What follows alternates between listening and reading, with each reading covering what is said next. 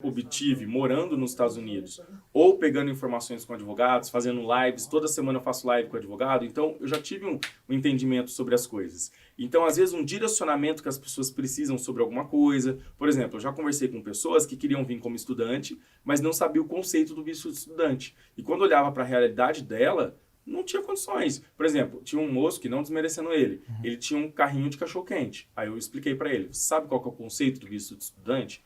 Ele, não sei. Eu falei, então, dentro do que você faz hoje, como que você consegue transmitir para o agente consular que você precisa estudar inglês nos Estados Unidos e não no Brasil? Porque você vai aplicar esses conhecimentos no Brasil. Você vai atender pessoas de outros países, por isso que você precisa? Não. Então, tem pessoas que não sabem o conceito dos vistos ou das coisas, e com o entendimento que eu tenho, vivendo aqui, entrevistando pessoas, já entrevistei muita gente no meu canal, faço lives com advogados, eu consigo dar um direcionamento para as pessoas. Mas eu sempre deixo claro, não sou um advogado. No bate-papo, eu refiro alguns advogados que fazem EB1, EB2, EB3, ou casamento, asilo, visto U, visto T, SGS, e muita gente não sabe o que são esses vistos. Eu vou te dar uma persona aqui, por exemplo.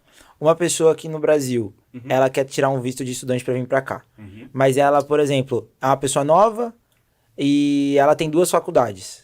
Essa pessoa que ela quer vir fazer uma nova faculdade aqui, ela pode ter risco de ser negada por ela já ter 2 faculdades e não trabalhar na área, e aí o pessoal vai falar, pô, mas você já fez faculdade, não trabalha na área, você quer ir lá pra fora fazer? Pode ser por esse motivo? Ela pode ser aprovada e negada. Então vamos lá, o visto de estudante é um visto na categoria não imigrante. Então subentende-se que a pessoa vai vir a um curto período de tempo e vai retornar. Então, como ele é um visto de qualificação profissional, a pessoa vem, se qualifica profissionalmente e depois ela tem que apresentar elementos e argumentos do porquê que ela precisa desse conhecimento aqui e como que ela vai utilizar esse conhecimento no Brasil.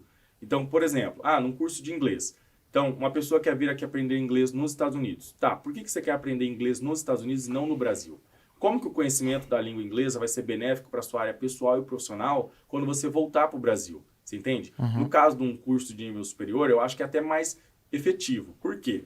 Porque o conhecimento do nível superior você pode utilizar na sua vida profissional no Brasil, né? Você pode aplicar lá no Brasil, né? Agora, quando não fica muito evidente, tá, por que você quer estudar nos Estados Unidos no Brasil, não no Brasil? Se tem esse curso aqui, tá, como que vai ser benéfico quando você voltar? Quais são os vínculos que você comprova que você pretende vir e voltar para o seu país de origem, uma vez que é um visto de não imigrante? Então, você não está vindo morar com visto de estudante, você está vindo estudar e, a princípio, voltar, né? Você tem vínculos com o seu país de origem? Tá, quanto tempo você pretende estudar nos Estados Unidos? Como você vai se manter nesse período que você vai estar lá, sendo que você não tem autorização legal para trabalhar, pelo menos não de início? Existem permissões de trabalho enquanto estudante, que é através do CPT ou OPT, que são programas de trabalho temporário para nível técnico, superior e whatever, mas de início você não está vindo falar que você está vindo trabalhar. Eu estou tirando um visto de estudante porque eu quero morar nos Estados Unidos. Negado. Estou tirando um visto de estudante porque eu quero baixar o Tinder e me casar. Negado. Você tá entendendo? Esse aí nem pisa na entrevista. Estou tirando um visto de estudante porque eu sei que tem o EB3. Quero ir lá, fazer o EB3 e fazer um dinheiro e depois fazer... Negado, você tá entendendo? Então, quando a pessoa não consegue trazer esses elementos, aí é possível ser negado. Então, no caso dessa pessoa hipotética, eu não posso falar que ela vai ser negado. A idade pode contar? Pode. Meu irmão teve 2 vistos de estudante negado. Mudamos a estratégia. Fizemos um processo do EB3 para ele. O visto EB3 é um visto de imigrante. O visto de estudante é um visto de não imigrante. Então, um pode ser negado, o outro precisa ter alguma irregularidade para ser negado.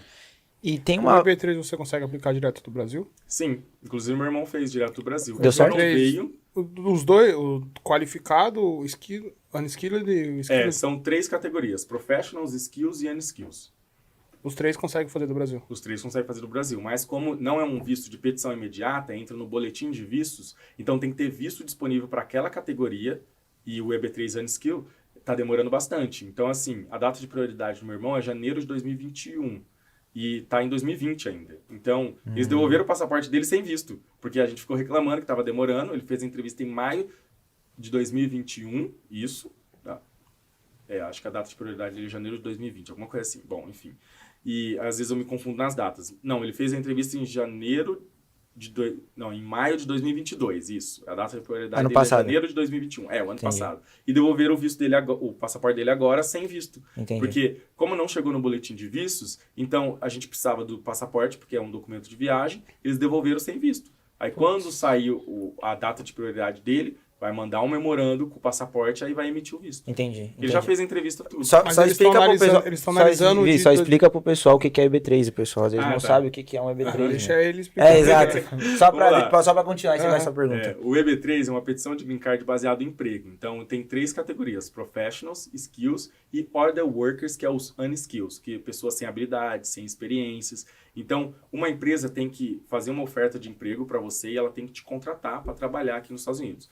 Tem o EB2NW, que o NIW significa National Interest Waiver, que dispensa uma oferta de emprego por interesse nacional. Né? Então, hoje o EB2NW é muito comum. Muitas pessoas que se qualificam por ter uma experiência, né, na área, às vezes mais de 5 anos ou 10 anos de experiência, artigos publicados, publicações de jornais, revistas, ser inscrito em algum órgão de classe como CRA, CRM, OAB, sabe, essas CREA, essas coisas.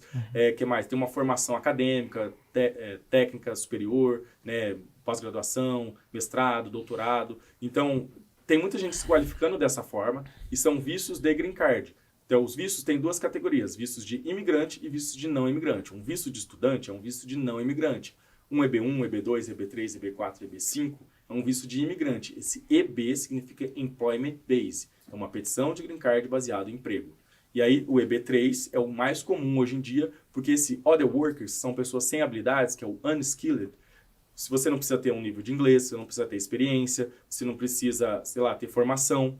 Então, esse é o que as pessoas estão fazendo mais. Porque surgiram algumas agências que são responsáveis por fazer essa parte de encontrar as vagas, ou melhor, as empresas que têm vagas disponíveis e as pessoas que querem trabalhar legalmente nos Estados Unidos. Então, eles linkam as duas, as empresas que precisam de mão de obra e as pessoas que querem trabalhar.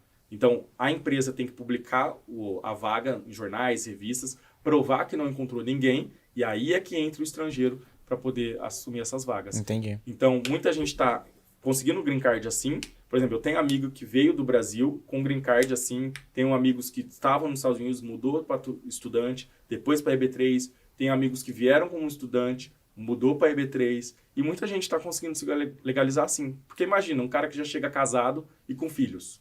Ele não vai poder casar, entre aspas, a não ser que, né? Sim, pode crer. Olha alguma coisa aí.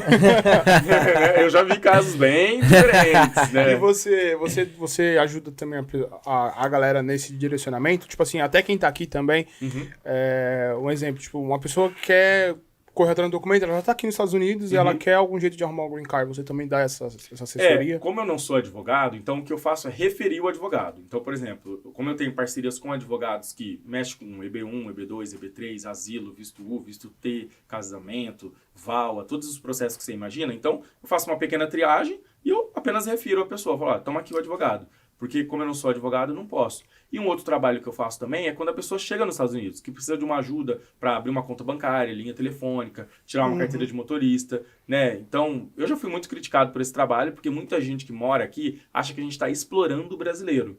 Só que eu também não consigo parar gratuitamente, pegar o cara lá no aeroporto de Los Angeles, ensinar ele a tirar a carteira de motorista, ficar 2 horas lá esperando no banco, levar ele para a linha telefônica, explicar o porquê que essa linha é melhor que essa, esse banco é melhor que esse, vamos fazer um cartão de crédito segurado. Então isso é tempo, e tempo aqui é dinheiro. Então eu também faço esse trabalho de mentoria online, para conversar com a pessoa, tirar dúvidas, refiro para os profissionais adequados, e se a pessoa precisa de um apoio aqui ao chegar, pega no aeroporto, encontra um lugar para ficar, levo para tirar uma carteira de motorista, instruo como fazer o teste prático. Então, também é um serviço que eu faço, além do meu trabalho de consultoria financeira e além do YouTube. Aí. Entendeu? Você está reclamando aí que a gente... Ainda tem que arrumar tempo de... Faz a pergunta que eu tinha te cortado, desculpa. Não, a pergunta você achou que eu esqueci, né? Porque você jogou ela no ar, né? Eu sei que foi isso. Sei da maldade. No processo do EB3, quando você falou, a data de prioridade estava 2021. 2020. 2020. Eles estão olhando o processo de 2020 ainda, para depois... Cara. Porque eu não lembro qual era a quantidade. Eu não lembro se era 10 mil vistos por ano. Eu não lembro se era 10, 15 ou 20. Eu não lembro. Mas o EB3 ele tem uma quantidade menor do que o EB3 Professionals e Skill. Então, o que acontece? Muita gente aplicou. Principalmente depois que nós, youtubers, começamos a divulgar, muita gente aplicou. E no meio dos asiáticos, isso aí já era muito comum. Porque já 2 vezes. Uma vez, há 2 anos atrás, eu passei e vi um anúncio de EB3 no posto de gasolina. No ponto de ônibus. E da outra vez, esse ano, eu estava saindo da loja de 99 centavos, eu vi o mesmo anúncio num negócio assim no chão, EB3. Aí eu mostrei no Instagram, falei, tá vendo, gente? Ó, os asiáticos já sabem. Então tem muita gente que já sabe do EB3. Os brasileiros começaram a saber nos últimos 3 anos, você tá entendendo? Pode Eu crer. fiquei sabendo também, eu acho que foi esse ano. Então, e muita gente não sabia. Mas já é comum pros asiáticos. Sim, eu fiquei sabendo por causa dele, na verdade. Então. E é uma forma de legalizar. E eu já vi muita gente que chegou do Brasil e conseguiu, ou que estava aqui e mudou de status e conseguiu green card. Eu faria isso se eu pudesse voltar no passado. Pode crer. O problema maior tá sendo só esperar esse tempo mesmo, né? Porque até pra quem já tá aqui, tá demorando, né? Imagina pra quem tá no Brasil. Exato, eu conheço, né, gente que até youtuber Demora mais ou menos tá esperando. uns 5 anos aí o processo inteiro. Cara, demorava no máximo 2 anos se você pagasse um Premium Process, que é uma taxa de aceleração do seu processo. Eu não lembro qual que é a fase que acelera, mas acelera uma das fases. Não sei se é aí 140, não lembro. E aí acontece, como a demanda é muito grande, muita gente aplicou, tanto no Brasil quanto nos Estados Unidos, e a gente tem as crises da fronteira, que, né, tá acontecendo. Então, a imigração tá abarrotada. Por exemplo, no caso do meu irmão, tá em 2020, se não me engano é junho ou julho de 2020, e a data de prioridade dele é janeiro de 2021. E ele fez a entrevista em maio de 2022. Agora eu lembrei as datas. E devolveram o passaporte dele agora, em maio de 2023, sem visto. Porque a gente ficou reclamando. Eu acho que a pandemia, desculpa te cortar, mas eu acho que a pandemia também chegou pra dar uma prejudicada nisso, né? Também. Até porque, tipo, pra tirar um visto de turista, por exemplo, tá demorando mais de um ano, né? Sim. Então, acho que o de estudante é o que tem prioridade, né? O estudante de trabalho tem prioridade, mas como esse não é um trabalho qualificado, é aí que tá o problema, né? E até bacana que você falou de trabalho, porque eu fiz uma parceria com uma outra agência que mexe com um processo de visto de trabalho temporário. E aí, essa empresa, eles já tinham tentado fazer contato comigo e, na loucura de fazer delivery, eu não olhava as mensagens, e já tinham até deixado de seguir, não me respondeu, deixei de seguir. E aí, aconteceu, fazendo a consultoria financeira, eu atendi uma pessoa, e essa pessoa me falou, eu falei assim, tá, mas qual que é o seu visto, como que você chegou e tal, na conversa? Ele falou, eu vim com visto de trabalho. Eu falei, mas como que você conseguiu? Ele falou, não, eu contratei essa empresa aqui. Aí eu fui falar com a empresa. Eu falei assim, olha, quero fazer uma parceria para poder divulgar vocês e tal. E aí quando eu fui olhar, eles já tinham me mandado mensagem há muito tempo. Eu falei, caraca. Nossa. E aí foi isso. E tem muita gente que não sabe que o visto de trabalho temporário não é difícil. Não é impossível, lógico. Você tem que estar disposto a aceitar o que vier. O H2A é para trabalhadores temporários sazonais na agricultura. E o H2B é para trabalhadores não qualificados de modo geral. Só que o H2B, ele abre as inscrições em abril e em outubro. Então, são cotas, às vezes demora, as empresas são sorteadas. Agora, o H2A não. O H2A é muito mais rápido. Só que é trabalhos na agricultura, fazenda, lavoura, sol quente, fritando. Então, nem todo mundo quer. É pro meio de Ohio lá. Mas é uma forma de chegar e você pode trocar de empresa, você pode trocar do H2A para H2E. Pode trocar de visto também, né? Mudar para estudante, fazer um EB3. Então, se a pessoa usar a cabeça, é bacana. Aí, pessoal, oportunidades, né? usa a cabeça aí que dá certo, viu? Tá na descrição dos meus vídeos, tá lá o contato. E não é só turista e estudante, tem o de trabalho também. E eu já vi gente que veio, você entende? Sim, show. Qual é a diferença pro EB2 e Vem cá falar no microfone. Fala aí Fala a pergunta. a diferença do EB2 e do EB1. A diferença do EB2 e do EB1 pro EB3. O EB2, ele tem o EB2 que você é funcionário de uma empresa e tem o EB2 NW, que é por interesse nacional. O EB1 é que depende muito, por exemplo, às vezes um executivo ele pode se encaixar no EB1 ou no EB2. Eu não vou saber falar todos os tópicos, mas eu sei que a grande diferença, porque eu já entrevistei pessoas que conseguiu EB1 e EB2, é que o EB1, na minha percepção, parece mais fácil de conseguir. Por exemplo, eu entrevistei um cara que ele era piloto de automobilismo. Muitos artistas vêm com EB1 também. E aí, o que aconteceu? Aqui ele ia trabalhar como piloto de automobilismo? Não. Mas tudo que no passado ele fez como piloto de automobilismo, as premiações, tudo, qualificou ele para ser uma pessoa com habilidades extraordinárias, mas ele nem ia atuar com isso, ele tem uma empresa de landscape aqui. E aí aconteceu, isso qualificou ele para conseguir o green card. Então, o EB1 parece muito com o EB2NW. Só que no EB2NW, você fala assim para os Estados Unidos, olha, eu sou dessa área aqui e eu quero fazer isso que vai ser de interesse para o povo americano. No EB1, não, é só o que você já fez no passado que te qualifica. É você ser uma pessoa com, sei lá, uma alta formação, ou ter publicações, artigos, sei lá o quê, e ser uma pessoa, sei lá... Com habilidades foda, extraordinárias mesmo. Então, assim, eu não sei muito explicar a diferença dos dois, mas como eu já entrevistei ambos os casos, eu percebi isso. Por exemplo, eu entrevistei um cara que conseguiu o EB1 sendo isso aí, né, piloto de automobilismo. Entrevistei um outro que trabalhou na ONU, você tá entendendo? E tinha várias publicações, vários prêmios, não sei o que, ele também conseguiu no EB1. Assim como eu entrevistei um outro cara que ele conseguiu um EB2NW. Por quê? Porque ele desenvolveu um software para negócio de mobilidade para pessoas com questões especiais, sabe? Dificuldades especiais, né? Motoras e O cara é tal. um gênio também. Assim como eu já conheci um cara que eu conheci no mecânico, ele falou assim, tô fazendo processo de green card. Que legal, na área de mecânico. Ele falou, não, jiu-jitsu. Eu falei, tá, mas como assim?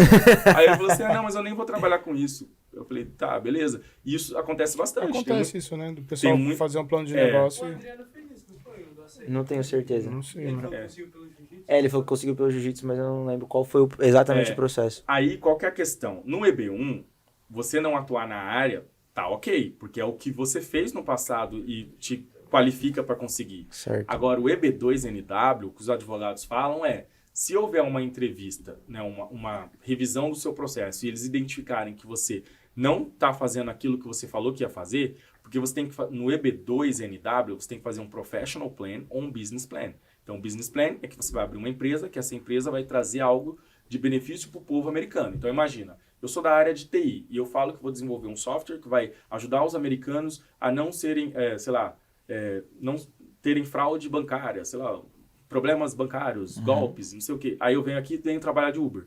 Você tá entendendo? Agora, no EB1, é tudo que você fez no passado que te qualifica. Por exemplo, os artistas, como que eles conseguem green card? Porque eles fazem o EB1. Eles não fazem o EB2NW. Então, a grande diferença que eu vejo do EB1 para o EB2NW é essa. Roger, eu sou advogado para falar isso? Não. É o que eu tô vendo quando eu entrevisto as pessoas. Certo. Então, eu já entrevistei cara que era da ONU, que não sei o quê, conseguiu. O outro era piloto de automobilismo. Entrevistei pessoas do EB2NW, que a moça era da área de finanças e criou um planejamento que ela ia fazer, não sei o quê, consultoria, não sei o que lá, e conseguiu. Né? O outro que desenvolveu esse software de mobilidade para pessoas com deficiências e conseguiu. Mas, por Você já exemplo... viu alguém que... Você já viu alguém que fez o processo do EB2NW, fez um business plan, não seguiu aquele business plan e teve o processo revogado? Era a minha pergunta. Mas eu ia perguntar se dava pra ser aprovado. Eu Mesmo já- não fazendo. Não executando o plano, desculpa. Sim, eu já vi muitos que foi aprovado, que estão fazendo coisas totalmente nada a ver. Mas, né, eu não tô aqui para julgar ninguém. E também vi gente que, na internet que aplicou pro EB2 e foi negado. E tem um advogado que eu já vi ele fazer um vídeo onde a moça colocou lá que ela ia ter tantos funcionários, ia fazer e não sei o que ia acontecer, e ela foi fazer outra coisa. E aí a imigração viu o processo deles, achou estranho a forma que estava colocado, que tinha sido aprovado, ela já estava com o green card. Chamou ela para uma outra entrevista e revogou o green card dela, porque ela não estava fazendo aquilo. Caraca. Então, fica o conselho para você que está fazendo o EB2NW. É uma possibilidade que aconteça, né?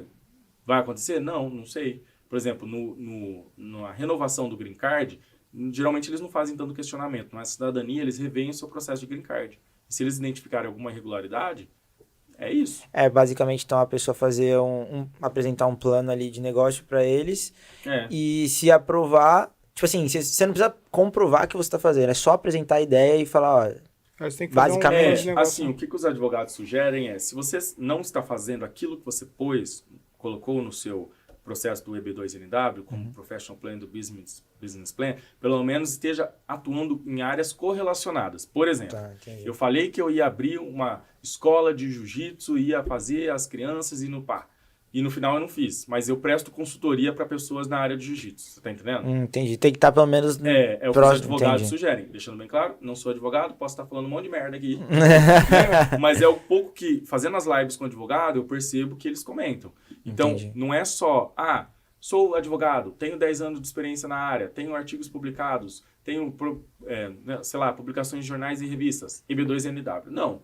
Você é advogado, você tem tudo isso. O que você vai trazer de benefício para o povo americano? Sim. É uma sempre área- pensando em como beneficiar os Estados Unidos, né? Essa é a grande diferença que eu vejo do EB1 para o EB2NW. Porque os dois, na minha opinião, eles parecem muito iguais. Mas pelas pessoas que eu entrevistei e pela forma como é montado o processo, eu percebi que é totalmente diferente. Por exemplo, tem a Nívia Stelman, que veio para cá com visto EB1. A Carla Pérez, quem mais? Tem esse moço aí que eu entrevistei. Então, esses artistas, entra tudo no EB1. Entendi. Eles vão criar um business plan para fazer acontecer? Não. Eles só falam exatamente o que eles vão fazer aqui nos Estados Unidos. E ela colocou lá, tem até entrevista no canal do Paulo Paterno, disse, não, eu vou trabalhar divulgando os Estados Unidos e tal. Isso é área de interesse nacional? Não. Mas o processo que ela fez é EB1, não é EB2NW. Entendi. E aí muita gente pode estar caindo no erro de Vou fazer o EB2NW, beleza, me qualifico, vou ser aprovado, mas faz uma coisa totalmente diferente. Pode crer. Na Então, entrevista de cidadania. então, EB1, só pra ficar claro, EB1 é coisas que você já fez na sua vida e atividades extraordinárias. EB1 é pessoas com habilidades extraordinárias. É que esse conceito é subjetivo. Sim. Você tá entendendo? São pessoas que podem, que já fizeram coisas relevantes e são influentes. E a EB2NW são para pessoas que podem agregar no país em alguma coisa. Exatamente. Em resumo, a basicamente grosso isso. modo. A grosso mas não modo. sou advogado, pode ser uma grande besteira que eu tô falando aqui. Ah, mas é só pra ficar um pouquinho mais... Mas pouco só da jogar. Joga no Google. Qual que é a diferença do EB1 pro EB2NW? Aí vocês vão ter a resposta. Porque tem o EB2 somente, que é pessoas com habilidades especiais, mas pode ser contratado por uma empresa, você tá entendendo? Ah, tá. Sim, pode crer. E no caso, aquele visto... Então, esses dois não tem nada a ver com aquele caso de visto de investidor que você abre uma empresa e você tem que dar tanto pra... Não, nada é o a ver. EB5. Esse é EB5. Que também é um visto de Tem emprego. uma lista de EB gigantesca. Você vai entrar em Assim cada como tem o um. EB4, por exemplo, o Green Card que vem do SGS é dentro da petição do EB4. Muita gente não sabe. O SGS é um processo que vai te levar ao Green Card. Mas qual que é o visto de Green Card para essa categoria? É o EB4. Você tá entendendo? Entendi. É igual a Dani, ela veio aqui no podcast, ela falou, tem mais de 180 tipos de visto. Eu falei, como assim 180, meu? E a gente não sabe. E a gente não sabe. É porque, por exemplo, o F é o de estudante, para não imigrante. Só que o F é de imigrante para família, Family Preference. F1, F2, F3, F4. Eu não sabia que tinha F3 e F4. Tem. Por exemplo, se você adota uma criança, eu não lembro se era não lembro se era F3. Não lembro. Mas, por exemplo, irmão, eu não lembro se era F3 ou F4. Casamento é o F2. Aí, por exemplo, se o cara por exemplo, F2 é letras, você tá entendendo? Se é filho de cidadão americano solteiro, filho de cidadão americano casado. Caraca, tudo tem um... Filho menor de 21. Entendi. Se bem que o casado nem pode, tem que ser solteiro. Filho maior de 21. Sim. Tem isso. Por isso que, eu acho que é primordial as pessoas quando vão tirar um visto, falar com um profissional, ver uma assessoria, alguém que tenha propriedade pra falar sobre o assunto. Porque, pra fazer uma cabaçada, fazer uma lembrando burrice... que eu não sou advogado, eu gosto de deixar bem claro. Você frisou várias vezes, Porque, às vezes, numa conversa, mano, eu já vi... tudo pela experiência, né? Pela experiência, pelo que eu pesquiso também. Eu conversei com uma galerinha que tava lá na Inglaterra e conversando com algumas pessoas, eu falei, cara, fala um pouco da sua situação. Eu falei, cara, pelo que eu tô vendo, você se qualifica pro EB2NW. O que é isso? Aí eu falei, toma aqui o advogado que você vai falar com ele. É assim. Total. Caraca, mano, tem muito tipo de visto e a gente, tipo, não faz ideia. Eu mesmo não fazia ideia. Pra mim, eu fui descobrir, de novo, voltando aqui, a informação. Pra mim só tinha F1. Era F1, J1, EB1, tudo era um. Falei, cada tipo é um tipo. Aí quando eu cheguei aqui, um amigo meu é casado, inclusive, beijo Igor, teve uma filha agora linda, e aí, ele veio a esposa dele, e aí ele falou, eu falei, aí ela veio como? Ele falou assim, pelo F2. Eu falei, o que é F2? Aí ele falou assim, F2 é acompanhante do F1. de F1. Aí eu falei, caraca, eu não sabia, então tem vários. Por exemplo, o A é visto diplomático, sabe quando um presidente vem pra cá, um governador, alguma coisa. Então, o B, se não me engano, B2 é o de turismo, B1 é de negócios.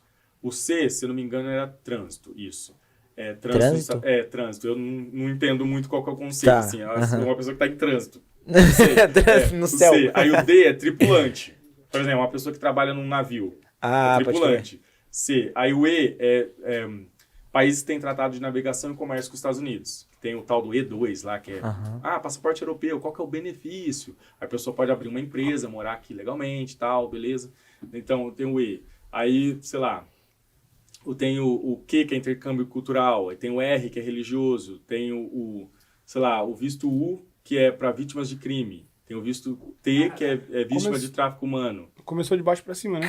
Eu tô meio o visto A, o visto A não existe, né? É diplomático.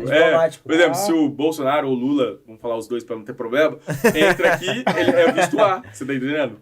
Porque é um visto de não imigrante. É porque tem os vistos de imigrante e de não imigrante. Por exemplo, de noivo é o K, é de imigrante. Mano.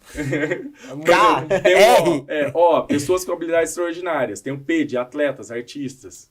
Esse é o seu, né? Tentando, né? Caraca, isso. que doideira, Tem mano. muita Tem muito. Mas eu queria puxar da sua história ainda. Calma aí, deixa eu só fazer uma pergunta. Faz aí, fica à vontade.